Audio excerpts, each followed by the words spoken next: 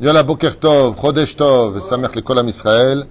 En ce lundi 28, si je ne m'abuse, c'est ça, du mois d'avril. Et nous sommes le Rosh Chodesh. Iyar, Ani Hashem Rof Echa, Ishtabbah, Vita, Ishmolad. Shur, Bezrat Hashem. Yom Uledet, Samer, pour Mir Soufan, offert pour... On se calme, prenez vos cachets. Shur offert pour son épouse, Sarah Batsassia Soufan. Bezrat Hashem, pour sa refresh lemach, Lama Meira, Oubri, Tetana. Donc santé, réussite, joie, bonheur, Adma Veisrim Shana, Keisrim Shana, Lechaim Tovim, Shalom, Parnassa, Beshifra, Chut Yamim, Beshetiskel, Leagdil, Torah, Oladira, Meir, toi qui es ici présent, Bezrat Hashem. Ce shiur pour ton anniversaire est offert pour la refresh lema de ton épouse et on aura une pensée très forte pour Kol Chayanenu, tous les otages à la maison. Il a Nabat Miriam, Moratimi, Kol Bnot Israël, Zivu Gagoun, Parnassa Beshefa, Richut Yamim, tout ce que vous désirez, Bezrat Hashem. Les Ma'an Shemo Be'ahava. On commence notre premier, parce qu'il y en a d'autres, shiur de la journée, Bezrat Hashem Bli Neders, sur un des sujets qui démarre justement la première Mishnah de Masechet Avot, dont on a parlé pendant 2 heures ce Shabbat. Et on n'a fait qu'une demi-phrase. Kol Israël yesh lehem chelek laolam haba. J'aimerais revenir sur cette grande question. Comment se fait-il que, d'un côté, on nous promette que tout Israël a part au monde futur, et que dans Masechet Avot, on nous dit ne travaille pas ton Rav, c'est-à-dire le Créateur du monde, dans l'intérêt de recevoir un salaire. C'est-à-dire que, vous connaissez tous cette histoire extraordinaire de notre maître, le Baal Shem Tov, Zecher Tzadik Vekadosh Ibracha, qui a voulu rejoindre le Or HaChaim HaKadosh, et c'était arrêté dans la ville de Kouchta en Turquie, sur lequel, à la veille de Pessah, il demanda à sa fille, Adèle, de bien vouloir préparer la table de Pessah dans une petite auberge, dans une chambre où il n'y avait absolument rien. Et il lui a dit, voilà exactement ce que je veux manger à Pessah, voici les matzot que je veux, voici la viande que je veux manger. Très bizarre, alors qu'il n'avait rien. Et le Baal Shem Tov, étant parti prier à la Beth Knesset, est revenu, trouva une table avec les bougies, avec les bougeoirs qu'il avait demandé, avec absolument tout était mis. Et le Baal Shem Tov, sans perdre de temps, se mit à lever la première coupe des 4 coupes de vin de Pessah et a commencé le Seder de Pessah en joie, rempli de lumière et d'allégresse. Et puis voilà qu'une fois tout le Seder fini après Shir HaShirim, il se tourna vers Adèle et lui posa la question, qui est celui que Dieu a choisi pour avoir le mérite de nous avoir permis de fêter la fête de Pessah? Et il lui a dit, un homme a tapé à la porte et au moment où elle raconte ce qui s'est passé, on tape à la porte. Et qui arrive à ce moment-là? Ce fameux monsieur, un richissime de Turquie, qui a entendu parler par un ami à lui qui travaillait à la douane au port que le Baal Shem Tov était arrivé, et donc il s'est renseigné où est-ce qu'il était, et dès qu'il est arrivé, au moment où le Baal Shem Tov venait de partir, il a rencontré donc Adèle, et il lui a dit, vous n'avez pas passé les fêtes ici, venez à la maison. Et sa fille, elle lui a dit, non, mon père, il a dit, voilà exactement ce qu'il fallait. Étant venu avec ses valets, hop, tchic-tchac, ils lui ont mis la table, la bougie, un peu comme Shimon nous a fait là-bas. Belle table comme ça, les bougies, les assiettes, la totale, des kilos de viande, et donc, il explique, il n'y a pas eu au coup-poucou, c'est pas un coup de magie, coup de baguette magique, mais la table a été mise par cet homme richissime qui a tout de suite fait ce qu'il fallait pour le Baal Shem Tov, de telle façon à ce que la fête puisse s'organiser de façon cachère et minutieuse. Et le Baal Shem Tov lui a dit à ce moment-là, Chazak ou Baruch, qu'est-ce que je peux faire pour te remercier? Il lui a dit, ça fait 20 ans que je suis marié et je n'arrive pas à avoir d'enfant. Et le Baal Shem Tov lui a dit, Ben Zachar. Et il a fermé la porte, parce qu'il devait retourner à l'étude. La personne a entendu Ben Zachar. On peut acheter ce qu'on veut dans la vie quand on a de l'oseille, mais la vie, la mort, ça ne s'achète pas. Et donc, il est parti rejoindre sa femme en lui disant, c'est bon, on a été béni par le Ben Shem Tov, si Dieu veut, tu auras un enfant cette année, cesse de pleurer. Selon le Baal Shem Tov, quand il a fermé la porte, il y a une bat-kol qui est sortie dans la pièce et qui a dit, malheur à toi, Baal Shem Tov, d'avoir décrété contre un décret divin depuis Maaseh Bereshit que cet homme-là ne devait pas avoir d'enfant.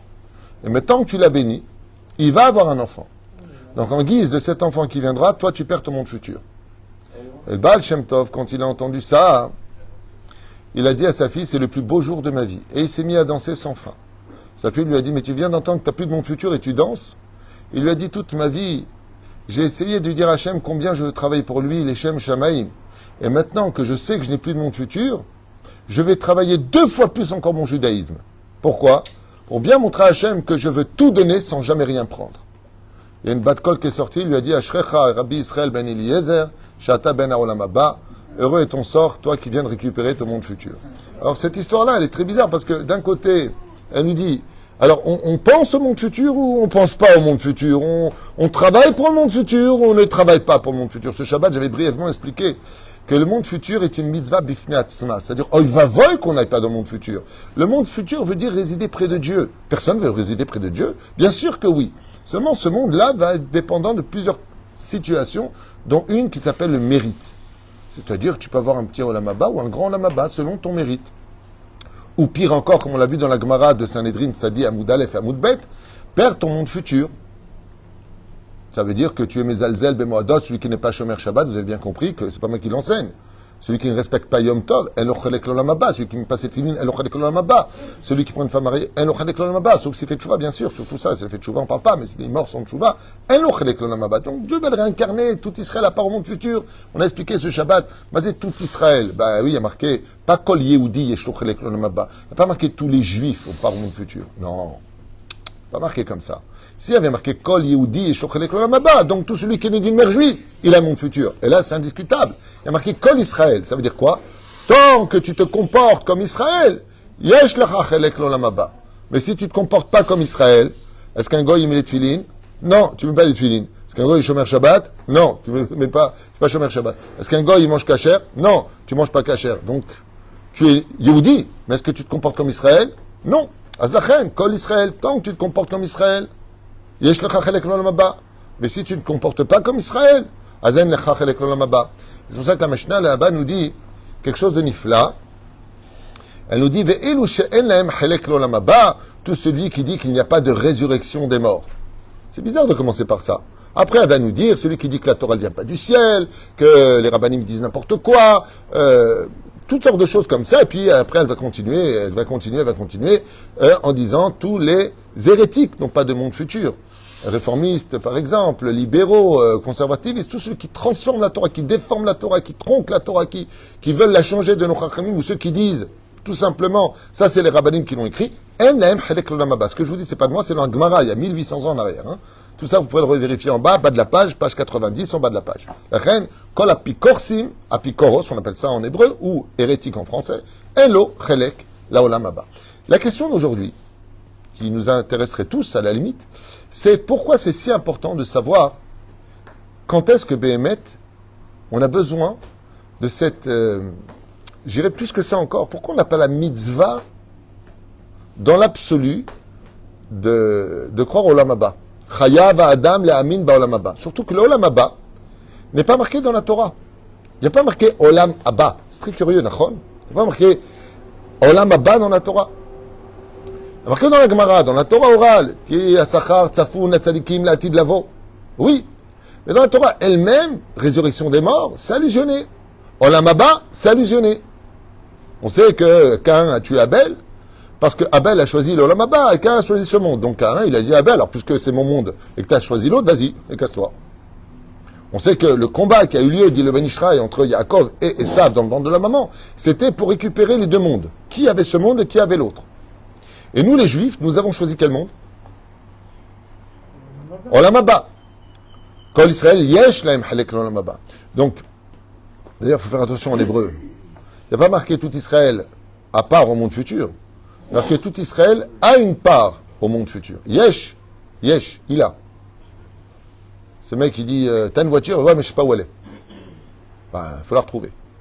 Les mitzvot sont les chemins qui t'amèneront à retrouver ton Olam Haba. C'est-à-dire que tu peux avoir ton Olam Haba, il est à toi, personne ne touche. Don't touch man. Quoique ça, même ça, c'est faux, parce que dans la Amida, on dit que les tzadikim peuvent nous prendre au Olam Haba si on ne le mérite plus. Donc il faut bien qu'il a quelque part. Aval, dans le tachles des choses, la Torah vient nous poser une question pertinente. On a une part au monde futur, mais à quoi ça nous sert d'avoir une part au monde futur? Par exemple, à partir de quand on parle du monde futur dans le judaïsme de façon probante, évidente, nécessaire? Quand la personne meurt. Quand une personne décède, on souhaite que cette personne se soit élevée dans les sphères supérieures, qu'il est dans les mondes d'en haut. On souhaite. C'est à ce moment-là qu'on y pense. Mais sur terre, à quoi ça servirait réellement parlant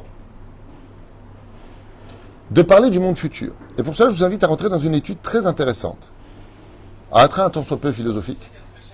Mais est-ce qu'on peut vivre sans Torah?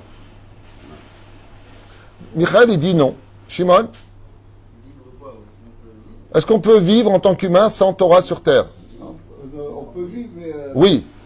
Non. Vivre, mais... Ouais, non. Un juif, non. Non, un juif, non. Tu sais combien il y a de juifs qui vivent sans Torah? Bon. Alors, c'est une grande question qui a été posée par le Rav Eliyahu Agassi, alav shalom. Pardon, il n'est pas mort. Je ne suis pas des Chaim Aloukim. Et dans son livre d'Abrot Eliyahu, qu'est-ce qu'il a, lui? On peut vivre sans Damchot aussi. Ça va être dur. Oufren, Sheila, est-ce qu'on peut vivre ou pas sans Torah? Tous les jours, chers amis, il y a des gens qui font tchouva. Et tous les jours, il y a des gens qui sont chosrim be'Sheila.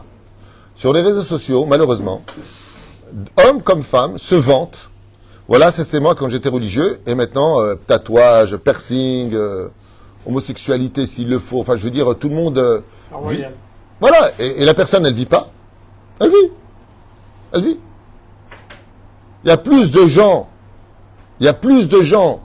qui ont de belles maisons et plus d'argent à la banque non religieux que des gens qui sont religieux, qui ont de l'argent à la banque et une santé et tout va bien. Là, on a quoi?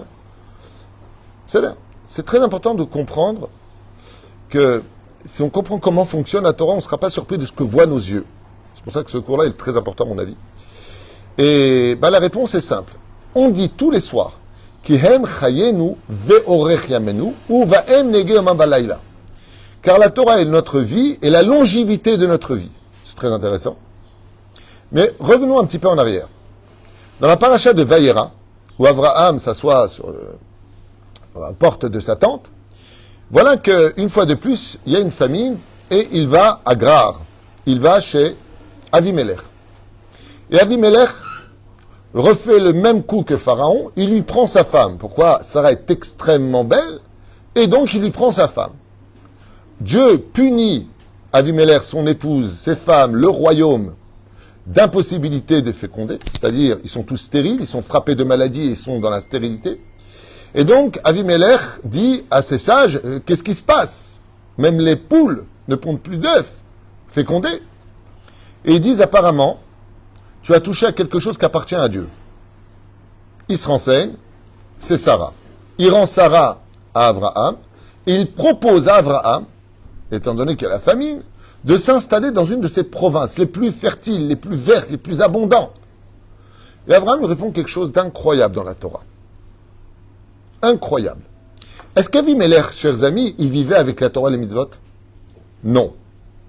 Est-ce que les Chinois, ils vivent avec la Torah et les mitzvot? Non. Ils sont peut-être la première puissance mondiale aujourd'hui. Est-ce que les Américains vivent avec ça? Non.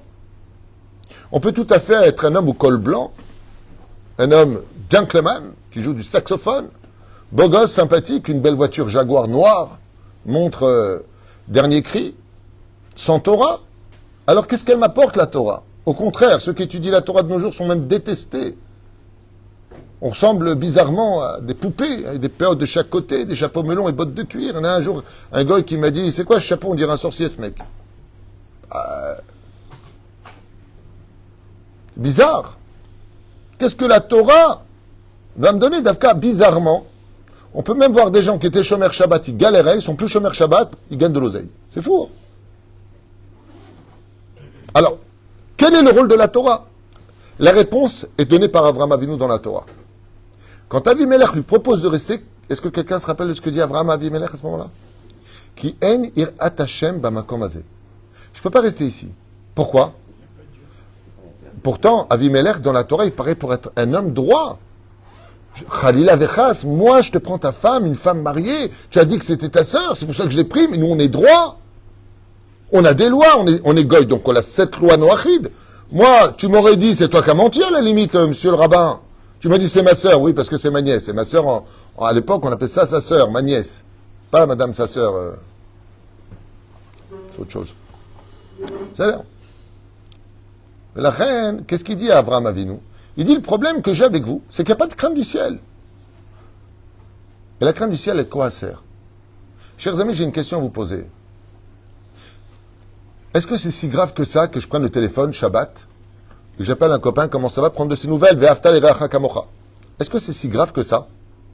Si je prends mon téléphone Shabbat et je compose le numéro de téléphone, comment tu vas, ma chambre Yitzhak? Alors, ça se passe bien? Comment c'était la prière ce matin? Baruch Hashem, que Dieu te bénisse. Elle est belle ou pas?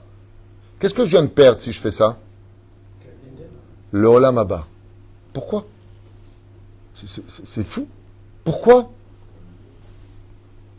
Je vérifie pas le lait, la viande, ça me saoule, moi 6 heures, elle est 1 heure. Bon, c'est une femme enceinte, 1 heure. Un homme âgé, 1 heure. Un enfant, selon l'éducation. Mais si maintenant je sais que c'est 6 heures et que je dis par principe, ouais, je m'en fous, il y a plus, en Hollande ils font 1 heure et les Ashkenazim font 3 heures, moi je fais 4 heures. Allez, déjà, ils devraient me dire merci Dieu. Qu'est-ce que je viens de perdre? Mon Lamaba, pourquoi? La Gemara nous dit, comme on l'a étudié, le Masechet Eruvin, Kaf Aleph Amud Bet. Kol haover al divrei chachamim chayav mita. Mais c'est chayav mita. Tu perds ton monde futur. Et tout celui qui se moque de la parole des rabbanim, la Gemara là-bas nous dit, il est emporté, pas seulement il ne va pas au monde futur, il est transporté dans une cuve d'excréments brûlants. Waouh! Quelle punition horrible! Quelle odeur! De quoi tu parles? Lama! Ça veut dire que le monde futur, dans son absolu, va être la raison pour laquelle j'ai intérêt à être droit, pas simplement devant les hommes, dans la moralité universelle dans laquelle nous sommes vivants dans la société, mais aussi vis-à-vis de Dieu. Ça veut dire que si je n'ai pas crainte du ciel, si je sais que de l'autre côté, j'ai un monde futur qui m'attend, que la vie après la mort existe, alors j'ai toutes les raisons de faire attention à ce que je suis, ce que je pense, ce que je fais. Aïn roa, ozen shoma'at v'chol ma'asecha besefer nichtavim. Il y a un œil qui me voit, tout ce que je dis est enregistré et entendu. Ouais. Il y a un mec qui vient de divorcer de sa femme pour une phrase. Une phrase, ça s'est passé à Paris là. Une phrase. Ils étaient en réunion de famille, en train de plaisanter, rigoler. Il y a plusieurs dimanches de ça, je ne sais pas quand exactement. Et la femme, elle a commencé à se moquer de son mari devant toute la famille, sa famille. Et elle dit comme ça en rigolant, de toute façon, mon mari, il ne me sert absolument à rien, lui. Ni dehors, ni même dans la chambre. Il ne sert à rien. Ouais. Le mari, il a pris ses affaires, prétendant qu'il avait un rendez-vous. Le lundi, il est parti au consistoire. Quand elle a vu que ça prenait une direction sérieuse, mais ça va, mais qu'est-ce qui t'arrive? Mais t'es fou, pourquoi tu fais ça? Il lui a dit, il y a des phrases qu'on ne dit pas en public. Je travaille, je t'ai jamais trompé, je t'ai jamais manqué de respect. J'ai eu des problèmes physiques, je t'ai demandé pardon, je me soigne, j'essaie de trouver des solutions. De m'humilier comme ça en public, de vendre notre vie en public. Il lui a dit, moi j'ai plus envie de partager ma vie avec toi. Elle s'est rendue compte, cette femme, que pour une phrase, elle a perdu toute une famille. Comme vous-même. Combien de fois vous vous êtes vexé, pas venu à table parce que vous avez été piqué par votre conjoint ou par la belle-mère. Ouh! Attends, mais t'as vu ce qu'elle m'a dit? Ça va, elle t'a dit un mot, elle t'a dit tu sers à rien, sans point, d'où tu étais, toi, on t'a pris de la rue. Comme ça, tu me parles, hein, tu es vexé. Akadosh Baruch Hu, il te dit, pensées, paroles et actions vont être dans la mesure de ton monde futur. Ce qui fait que si je ne crois pas au monde futur, comme les agnostiques, comme les athées, comme les scientifiques, celui qui ne croit pas dans la vie au monde futur, je n'ai aucune raison d'être une bonne personne. Si pour moi, après la mort, il n'y a pas de suivi, il n'y a pas de vie, ben alors on ne vit qu'une fois. Donc, arnaque, manque, crie, trompe, kiffe. Allez! Profitons de la vie, t'es fou ou quoi? Oh, chaque jour qui passe, ne reviens pas, et chaque jour qui passe me rapporte de la mort. Donc, dans ma folie, ben arnaque, ça veut dire quoi? Profite au maximum. Et la Torah, elle te dit, oh, profite pas trop, laisse un peu pour mon futur. Sois heureux. Comme dit le Rambam, sois Benoni, sois au milieu des choses. Ayom la sotam ou mahar le kabesram. Parce que c'est vrai que la émouna juive, elle est quand même un peu bizarre, excusez-moi. Moi, quand j'ai fait tchouva, la vérité, je me suis inquiété. Je pose la question à mon rab, je lui dis, alors attendez, si je comprends bien, je me prive de tout. Même si tu vas à l'hôtel, tu bouges pas de ta chambre parce que dans le hall, il y a des filles dénudées, tu peux pas aller à la plage mélanger, tu perds ton monde futur. Ma sechet brachot bedaf, samer chalef amoud alef. Tu peux aller à la plage mélanger, à sourd. Tu peux pas manger. Attention, c'est quoi? C'est quel poulet méadrine, pas méadrine? Laisse-moi vivre. Moi vivre. Excuse-moi, chérie, ta jupe est un peu transparente. ton décolleté, il est un petit peu trop élargi. Chérie, ton kissou, il n'est pas bien placé. Tu peux aller te suicider, tu me lâches les baskets un peu là, parce que tu commences vraiment à me fatiguer l'esprit et le moral. Ouais, mais c'est pas bien, quoi. Dieu, il veut pas. Vous savez qu'au niveau logique, notre Torah, elle fait peur. Parce que, qu'est-ce qu'il y a de mal? Je fais rien de mal. Dans l'absolu. Dans l'absolu, je fais rien de mal. Je vais pas à la piscine pour mater, je vais nager pour nager. Je veux nager. Tu payes la chambre, on m'en profite. Et quand tu arrives dans le Khadar Ochel, tu poses des questions. Excusez-moi, la viande, Rabbanout, c'est pas Chalak Bet Yosef. Les salades, Gouche Katif. Quel Gouche Katif? Quel... Hey, maman d'être... Et tout ça pourquoi? Parce qu'on va voir dans le monde d'en haut combien la vie est importante. Et la Torah va nous apprendre quelque chose d'incroyable. Je vous demande de me suivre dans ce raisonnement qui est fulgurant. Quand Adam et Ève ont été créés, qui avait avec lui dans le jardin d'Éden, en dehors du jardin d'Éden, certes, mais dans ce monde de Casimir, l'île aux enfants. Qu'est-ce qu'il y avait dans la création du monde? Bereshit, Bar Elokim, vous me rappelez ce qu'il y avait, Nachon? C'était comment là-bas? À mon avis, les arbres, c'était des joints. Hein. Ils étaient tous bien. Ah, ça va, toi? Il y avait les animaux, Nachon? Il y a un seul animal qui rentrait, dit le Zohar Kadosh, dans le Gan Eden, là où il y avait Adam et Ève, c'était le serpent. C'est le serviteur. Mais les animaux, ils étaient herbivores ou carnivores? Ils étaient herbivores. Personne ne faisait du mal l'un avec l'autre. Dans le monde où Dieu se dévoilait, dans le monde ésotérique, comment vivait le monde? Dans la cruauté ou dans l'harmonie la plus totale? L'harmonie la plus totale. Quand viendra le Mashiach, qu'est-ce que nous apprend Yecheskel et nos prophètes Yirmiyahu, Veishayahu? Qu'est-ce que nous disent nos prophètes? Qui marchera à côté du loup? L'agneau. L'agneau. Qui marchera à côté du lion? Le bœuf. Waouh! Le Tunisien avec le thon. Si tu veux. Mais Péroucha Davar, que quand viendra la fin des temps, incroyable, les Chachamim nous disent que ce qu'on a trouvé avant la faute originelle, donc, Me'ain Olamaba dans le Gan Eden, on le retrouvera quand tu auras le Mashiach. Ça veut dire que quoi? Prenons un exemple, chers amis. Est-ce que les animaux ont un monde futur? Non. Les animaux n'ont pas de monde futur. Vous avez déjà vu dans quelle cruauté vivait le monde animal? Vous avez déjà vu comment les hyènes dévorent le derrière des gnous, des cerfs, des buffles? Vous avez déjà vu? L'animal est vivant. Vient la hyène, elle lui donne un coup de croc. C'est la mâchoire la plus puissante après le crocodile. Et lui brise l'os. Ce qui fait que l'animal, maintenant, il est fini. Il boite. Et elle le consomme petit à petit. Et j'arrive à 10. Petit à petit. Vous avez un petit lézard qui est en train de marcher et puis il passe malheureusement pour lui dans une plante carnivore. Et elle se ferme sur lui. Maintenant, lui, il est coincé. Vous savez combien de temps elle va mettre avant de mourir? Elle va être consommée de l'intérieur doucement, doucement. Mais quelle cruauté! Mon Dieu, quelle horreur! Vous avez le lion, le roi lion, qui est là avec ses reines, qui est là avec ses lionceaux. Puis tu as un autre lion qui arrive, tunisien, avec beaucoup de poils sur le torse et le haï en or. Attention, ça plaisante pas. Il arrive, et il fonce. Et il déchiquette l'autre lion. L'autre lion prend peur. Celui-ci est trop fort. Qu'est-ce que fait le lion quand il a chassé le roi? Qu'est-ce qu'il fait tout de suite après? Hein? Il tue les lionceaux dans une cruauté hors du commun. Il leur brise la nuque. Des lionceaux. Pourquoi? C'est horrible. Tu as vaincu le père, tu tues les lionceaux, il les tue.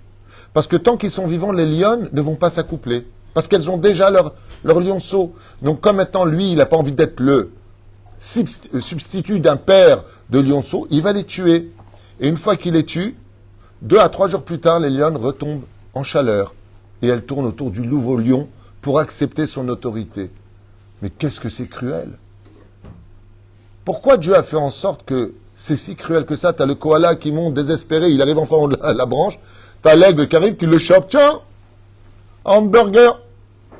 Non, parce que chez nous, les juifs, c'est vrai que ça fait peur. Hein, Michael? C'est-à-dire, chez nous, c'est retiens-toi, ne mange pas, ne dis pas, ne parle pas, ne fais pas, ne. Et quand tu meurs, sous terre, là-bas, Tu recevras un salaire. Ça fait peur. Et si c'était faux? Ça fait peur. C'est là-bas que ça se passe. À un tel point que dans le judaïsme, on appelle le cimetière la maison des vivants. Rends tes tzitzit, tu énerves les morts. C'est fou ça. Donc il faut de la foi. Et cette foi que nous avons, la émouna que nous avons, que Kol Israël yesh lo chelek l'olam haba, va t'éviter de te comporter comme une hyène. Ne dévore pas l'autre quand il est vivant. Il t'a accueilli, tu cherchais du travail. Qu'est-ce que maintenant que tu réussis, tu vas ouvrir juste en face concurrence? Tu n'as pas honte? Gehazi, l'histoire de Gehazi avec Elisha. Comme ça, tu réponds à ton père alors qu'il t'a donné la vie. Ouais, c'est avec toi, je t'ai rien demandé. J'en ai rien à trèfle que c'est mon père. Tu peux pas. T'es un animal. Pourquoi les animaux sont si cruels les uns vis-à-vis des autres? Pourquoi est-ce que le plus gros mange le plus petit? Pourquoi est-ce qu'il lui prend sa maison? Parce qu'il est parti juste un instant. Alors il va prendre sa maison, il va prendre son nid, il va prendre sa famille.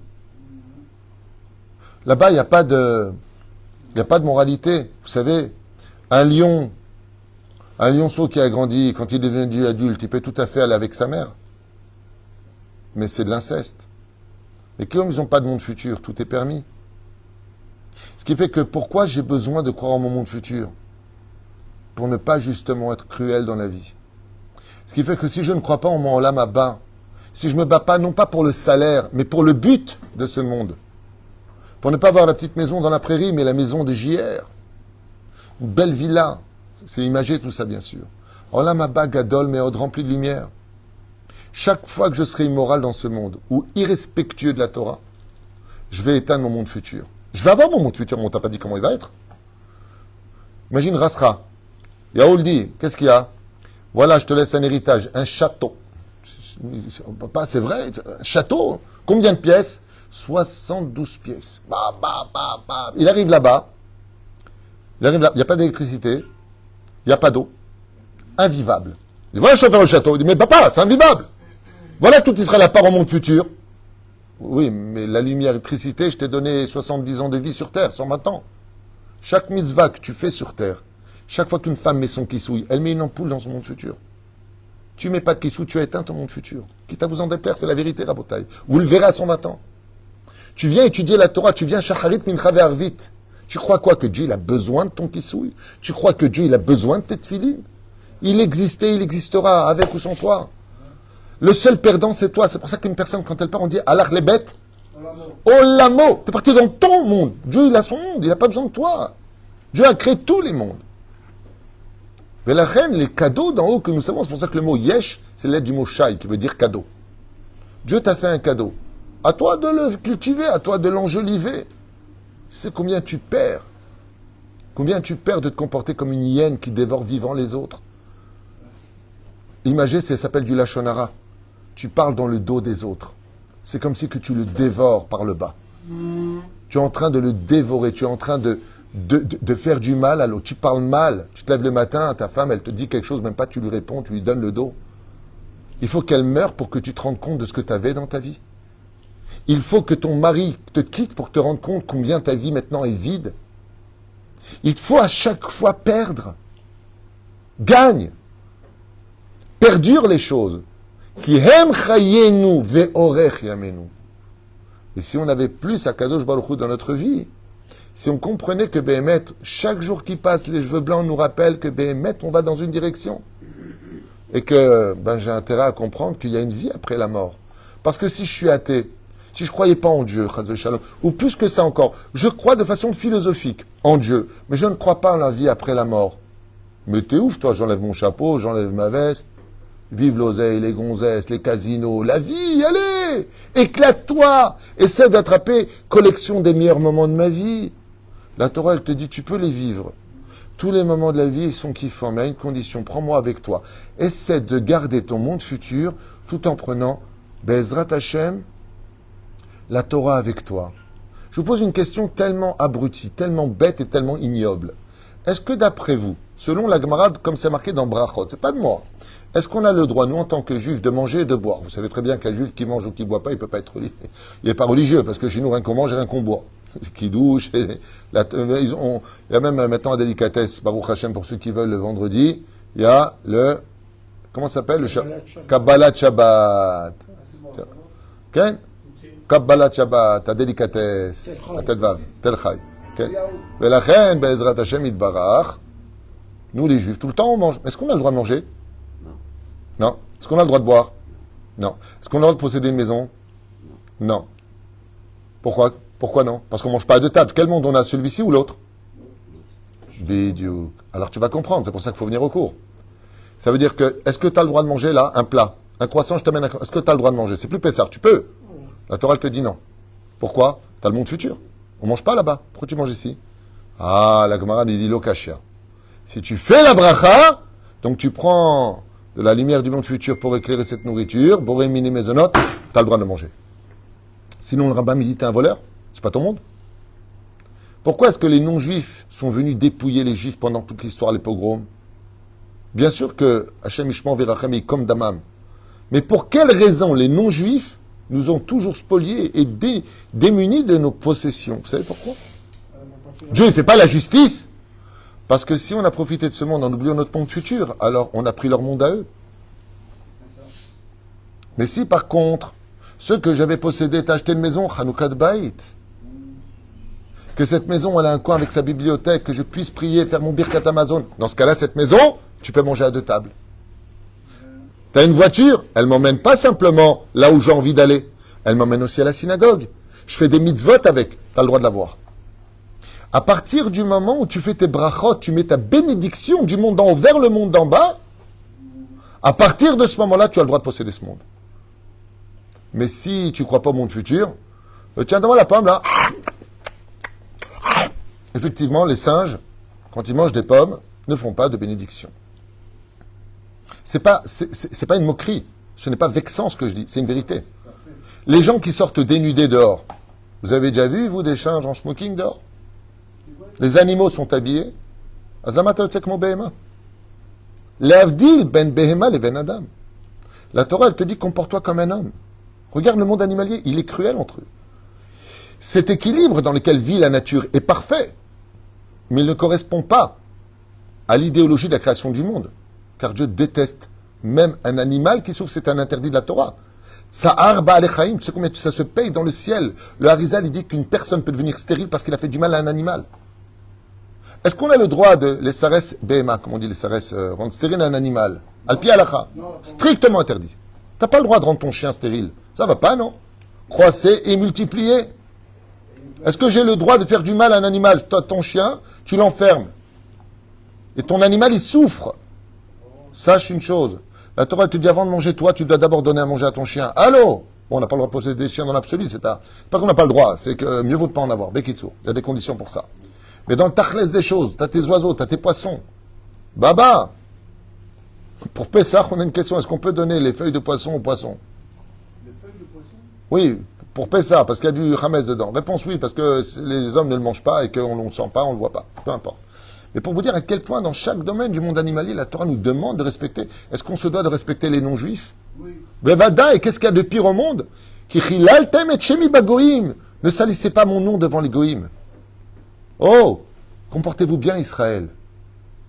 Comportez-vous bien. Quoi qu'on fasse, de toute façon, on est critiqué, mais dans l'absolu. Et tout ça pourquoi? Comme ce géant qui était le Rav Ovadia Yosef. Vous savez combien, même Moubarak à l'époque, combien il voulait parler avec le Rav Ovadia Yosef. Le Rabbi de Lubavitch, combien on venait le voir? Combien on venait le voir? Combien de respect on se doit d'avoir pour tout le monde? Pour les animaux, les Lefavdalim, pour les non-juifs, pour chaque juif à plus forte raison. Mais ça, si je ne crois pas qu'il y a une vie après la mort, j'ai aucune raison de le respecter. Si ce n'est que ma moralité humaine. C'est ce qu'on appelle la vie sociale. Ça va, tu vas pas crier sur chaque personne. Hein. Sinon, ce que ça va donner, c'est... dis-moi, j'ai appris que tu me trompes. Ouais, je te trompe. Ouais. De toute façon, t'es moche, tu me sers plus à rien. Tu pues. T'as pas honte? Tu parles comme ça de ta femme? T'as oublié quand t'étais malade comme une petite gonzesse dans le lit, fiévreux, que ça n'avait pas ta femme, tu serais quoi? La Torah, elle te dit ingratitude. Tu viens de perdre ton monde futur. Tu es ingrat. Mais si je dis, attends, mais mon monde futur, j'en ai rien à faire. Alors j'en ai rien à faire de ce monde.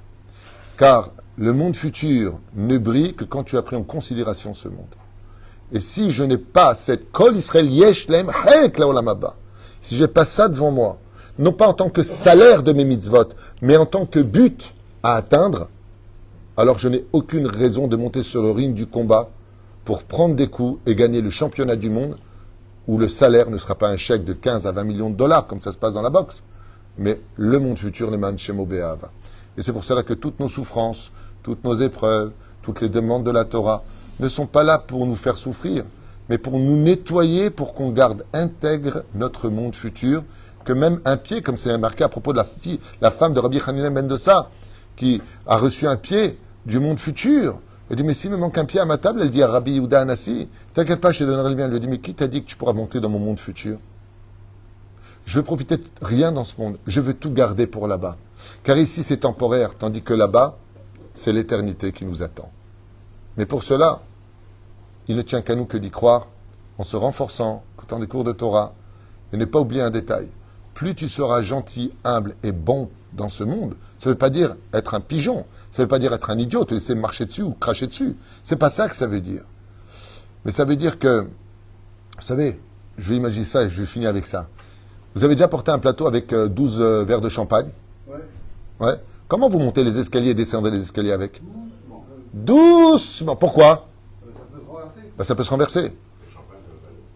Et champagne, ça coûte cher. Mais c'est festif.